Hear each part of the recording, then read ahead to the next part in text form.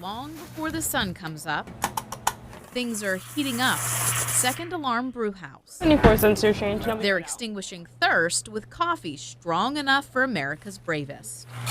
Instead of ladders, they have lattes. There you go. The hot spot they're most eager to put out is the drop-in volunteer firefighters. It's absolutely apparent why you're here and what you're here to do and what you're here for. Dwayne McKee is the president and CEO. It's a nonprofit with a master plan. Eventually, what we would like to grow into is to hire recruiters full-time, 40 hours a week, to be out in the streets to recruit volunteer firefighters. The numbers of volunteer firefighters locally, statewide, and nationally are dropping.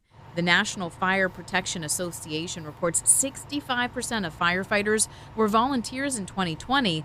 That's an 8% drop from the year 2000. There was always, you had younger guys replacing the older guys, and then the older guys would retire and, mentor the younger guys. Well, there's no younger guys. There's just no young people signing up to be a volunteer. There are some, sure, but not like it used to be. The Ferndale Volunteer Fire Company responds to about 200 calls a month. 85% of those calls are EMS calls. John Long Jr., the president of the company, says there are about 400 volunteers who can respond to calls across Anne Arundel County. Long says that's about half the number they had 5 years ago. Those who know us appreciate us.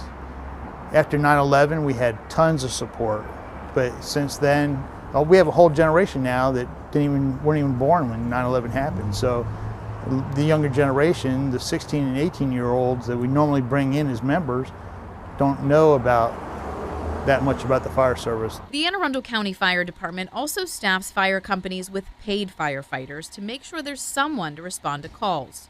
There are several benefits to being a volunteer first responder, including state income and property tax deductions, retirement benefits, scholarship opportunities, and more.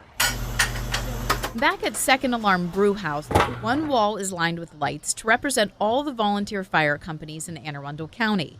They flash white when a call goes out.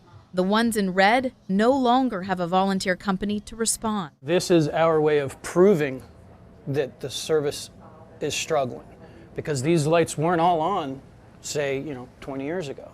They were all off.